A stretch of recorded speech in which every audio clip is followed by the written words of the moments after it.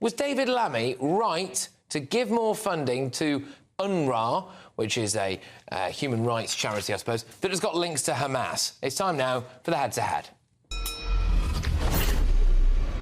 Right, so, despite the aid agency's controversial links to Hamas, the Foreign Secretary, David Lammy, today announced that the government will restore funding to the UN's Palestine Relief Agency, UNRWA.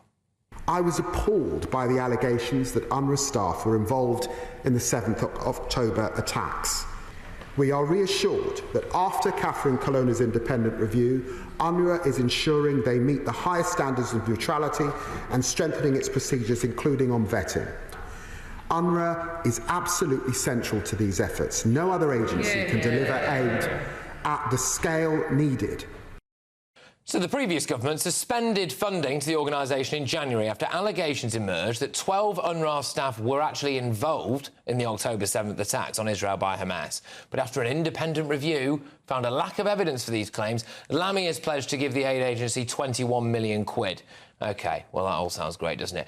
Apparently they're going to be running schools, nurseries and hospitals. Lammy's decision marks a split between UK and US foreign policy, so the Americans aren't doing this. So tonight I'm asking, was David Lammy right to give more funding to UNRWA in Gaza? Let me know your thoughts. gbnews.com/your say at gbnews is where you will find that Twitter poll. But first, going head-to-head on this now are the director of the Sanctuary Foundation, Dr. Krish Kandiah, and former spokesperson for the Israeli government, Elon Levy. Thank you very much. Great to have you both on. Elon, I will start with you. I mean, look, I suppose this independent review now has absolved UNRWA of any links, has it, to Hamas, and so we can crack on and give them money.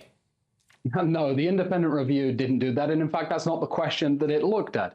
There's been a strange split-screen moment in the last few weeks. Every day, the IDF has been reporting more counter-terror operations that it has been conducting against Hamas and Islamic Jihad terrorists hiding inside UNRWA buildings, inside UNRWA schools, inside UNRWA facilities, while the international leadership has said absolutely nothing.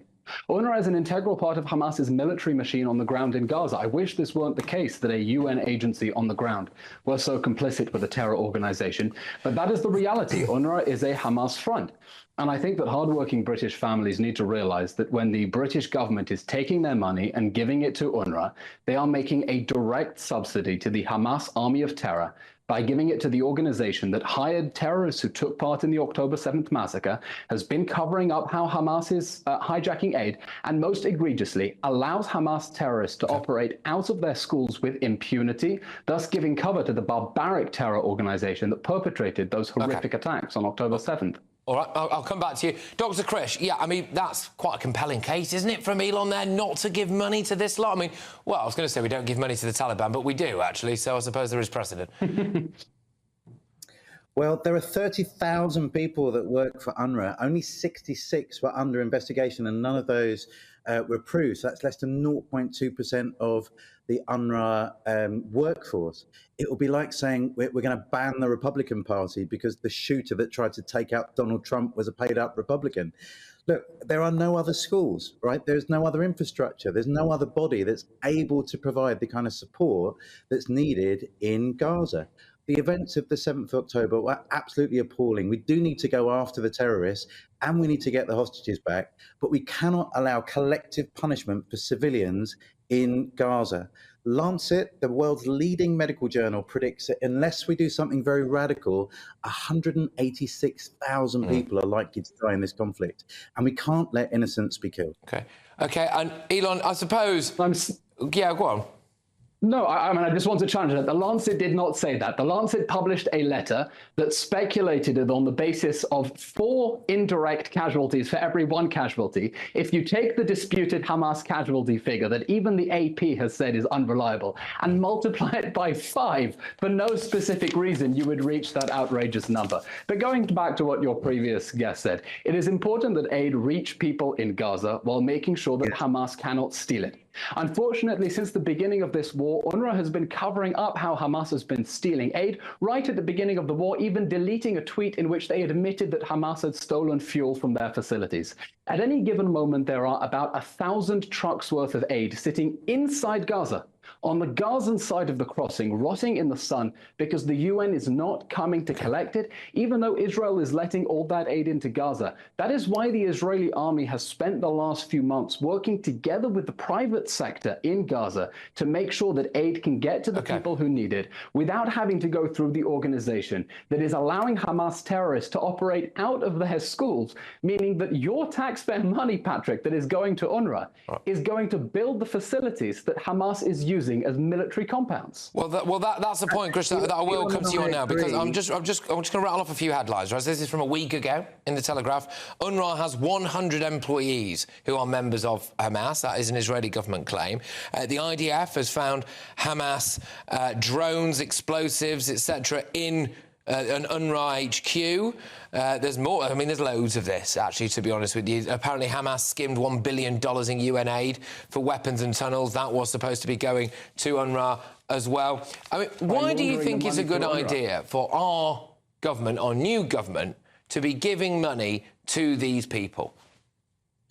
Patrick, there's been an independent report. Norway and the EU are convinced, and so is our government, that this is the best way to get aid into the country.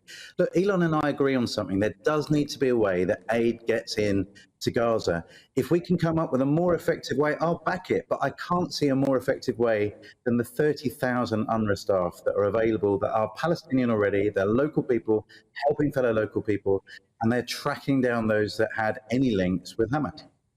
OK, go on, Elon, come back to that. What would be the more effective way? If getting aid into Gaza really is the priority here, then what is the other way that we can do it without giving money to these people?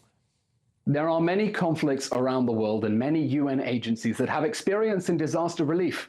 UNRWA is not one of them. And that's because it's not an aid distribution agency. Before October 7th, it was an organization that provided welfare and health services to the Palestinian people inside Gaza because they were controlled by Hamas, and Hamas took the position that said, we don't want to have to care for these people's needs. We're taking our money and investing it in the tunnels underneath hospitals instead of building hospitals. Its job was to run schools and hospitals. It's not an aid distribution agency. And that's why it's doing such a bad job distributing aid, and at any given point, 1,000 trucks rotting in the sun, and why Israel is having to work with the Gazan private sector to get aid to the people who need it. All the way, it's been allowing Hamas to operate out of its facilities. Just last week, you mentioned correctly, Israeli soldiers found a drone with a wingspan wider than my arms inside a UN compound, while its leaders are going around the world begging for more money for generations of refugees. There's no other country in the world where there are generations of refugees. You just had this discussion now on your show about the boats coming to England. If someone is a refugee and they get citizenship in the UK, they're not considered a refugee anymore. Only the Palestinian agency, UNRWA, keeps a different definition of refugee, so they can continue this Ponzi scheme of milking money from the British taxpayer in perpetuity to build facilities using military compounds. I'll let Chris come back to that and then we'll wrap. He's an 80% of the population of Gaza are refugees because they were moved there in 1948 and they weren't allowed to leave. Under a different definition than the UN Refugee Agency. All right, let's under a definition that gives them refugee status in perpetuity. All right, Chris, come on.